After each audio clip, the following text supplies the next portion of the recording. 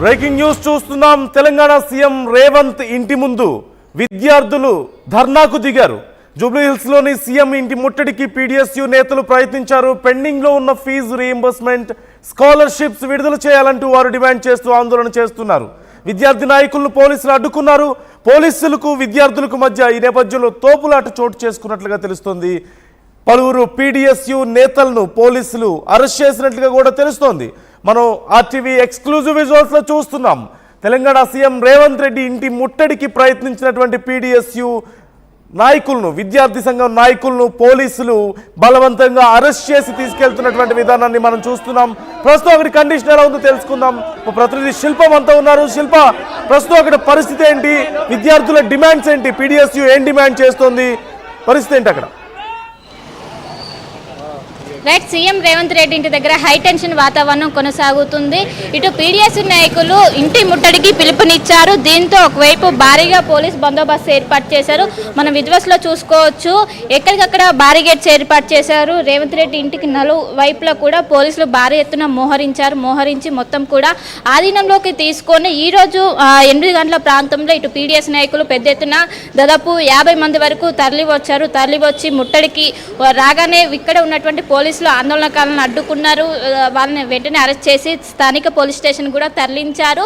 ప్రధానంగా పెండింగ్లో ఉన్నటువంటి రీఎంబర్స్మెంట్ కావచ్చు, స్కాలర్షిప్ను వెంటనే విడుదల చేయాలంటూ కూడా, అదేవిధంగా ఇంజనీరింగ్ కాలేజీలకు సంబంధించినటువంటి డొనేషన్స్ వీటినన్నిటిపైన దృష్టి పెట్టాలి. ఇంకోవైపు విద్యాశాఖకు సంబంధించినటువంటి ఏమేమి సమస్యలు ఉన్నాయో వాటినన్నింటినీ క్లియర్ చేయాలంటూ కూడా వాళ్ళు డిమాండ్స్ పెట్టి దీంతో ప్లకార్డ్స్ పట్టుకొని వచ్చి ఒక్కసారిగా ముట్టడికి రావడంతో ఇక్కడ ఉన్నటువంటి పోలీసులకు ఆందోళనకారుల మధ్య తోపులాట అయింది. అనంతరం వారిని అదుపులోకి తీసుకొని స్థానిక పోలీస్ స్టేషన్కి తరలించారు. ఇప్పటికీ హై టెన్షన్ వాతావరణం కొనసాగుతూనే ఉంది. ఎందుకంటే ఇంకా పెద్ద స్థాయిలో వచ్చే అవకాశం ఉండడంతో మొత్తం కూడా ఎక్కడికక్కడికి బ్యారిగేట్స్ ఏర్పాటు చేసి భారీగా పోలీస్ బందోబస్తు అయితే కొనసాగుతుంది. ఇప్పటికే వచ్చే ఇన్ఫర్మేషన్ కావడంతో ఇప్పటికే పోలీసులు అలర్ట్ ఉన్నారు. వచ్చే వెహికల్స్ కావచ్చు, వచ్చే ప్రతి ఒక్కరిని కూడా చెక్ చేస్తున్నారు. వాళ్ళు వాహనదారులు అయితేనే మాత్రమే ఇక్కడికి అలో చేస్తున్నారు. లేకుంటే వాళ్ళు ఏమైనా అనుమానాస్పదంగా ఉన్నా కూడా వారిని వెంటనే అదుపులోకి తీసుకుంటున్నారు. మొత్తం మీద హై టెన్షన్ వాతావరణం ప్రస్తుతం అయితే కొనసాగుతుంది.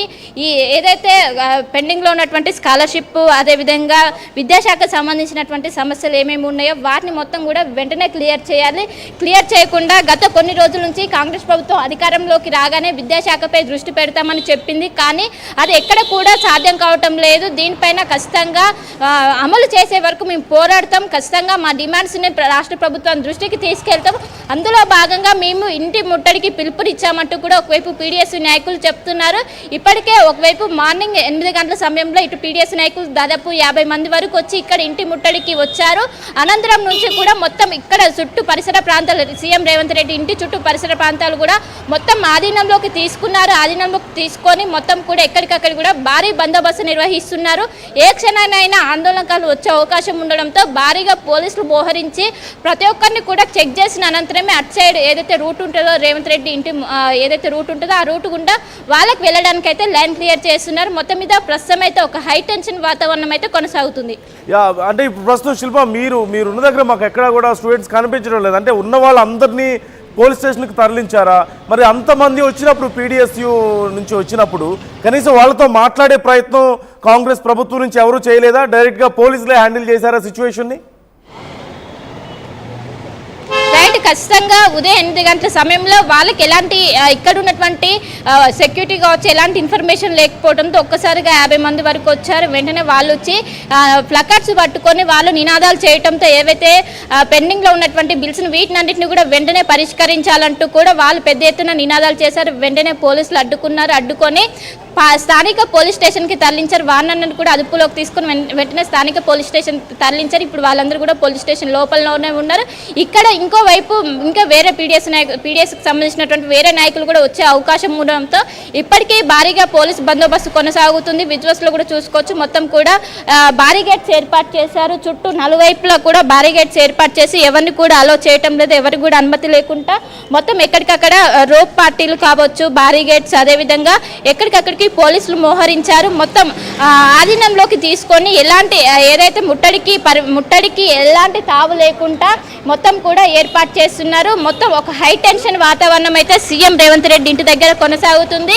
ఇటు నలువైపులా ఒకవైపు మాదాపూర్ నుంచి వెళ్ళే సైడ్ కావచ్చు, ఇంకోవైపు పెద్దమ్మగుడి, ఇంకోవైపు మెట్రో స్టేషన్ వైపు మొత్తం కూడా 4 వైపులా పోలీసులు ఆధీనంలోకి తీసుకున్నారు. ఎవరిని కూడా లోపలికి అనుమతి మనం విజువల్స్ లో కూడా చూసుకోవచ్చు. మెయిన్ రోడ్ దగ్గర కూడా బారిగేట్స్ ఏర్పాటు చేశారు.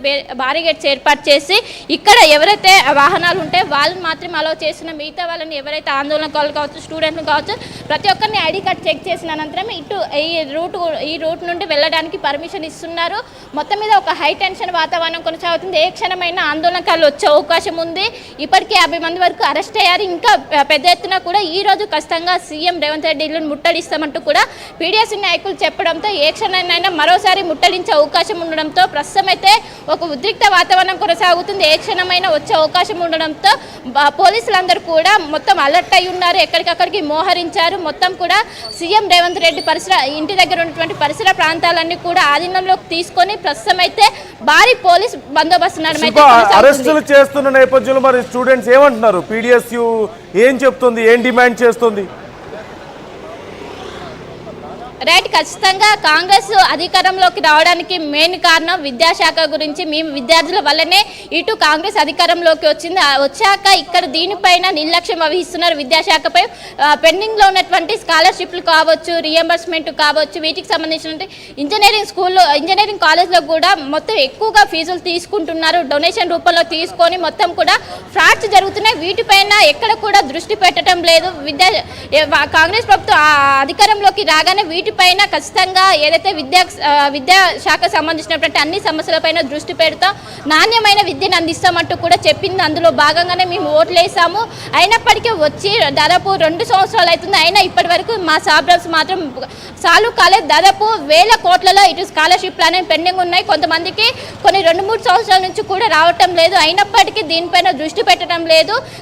ఖచ్చితంగా ఇంటి ముట్టడి పిలుపునిస్తేనే ఖచ్చితంగా దానిపైన దృష్టి పెట్టే అవకాశం ఉందంటూ కూడా వాళ్ళు నాయకులు కూడా చెప్తున్నారు. దీంతో కూడా మేము మా సమస్యలు నెరవేర్చే వరకు కూడా మేము ఇదే విధంగా పోరాడతామంటూ కూడా ముందు ఇంకోవైపు అటు అసెంబ్లీ కావచ్చు, సెక్రటరియట్ కావచ్చు మొత్తం కూడా ముట్టడిస్తాం, ప్రభుత్వాన్ని స్తంభింపజేస్తామంటూ కూడా పీడీఎస్ నాయకులు అయితే డిమాండ్ వ్యక్తం చేస్తున్నారు. దీంతో వెంటనే ఇక్కడ ఉన్నటువంటి సెక్యూరిటీ కావచ్చు, పోలీసులు కావచ్చు పెద్ద ఎత్తున మోహరించారు. మొత్తం కూడా ముట్టడికి ఏ విధంగా తావు లేకుండా భారీగా పోలీస్ బందోబస్తు ఏర్పాటు చేశారు. బారిగేట్స్ ఏర్పాటు చేసి అడుగడుగున నిఘా ఏర్పాటు చేసి ప్రస్తుతం పోలీసుల ఆధీనంలోకి అయితే తీసుకున్నారు. ఖచ్చితంగా మా డిమాండ్స్ నెరవేర్చే వరకు మేము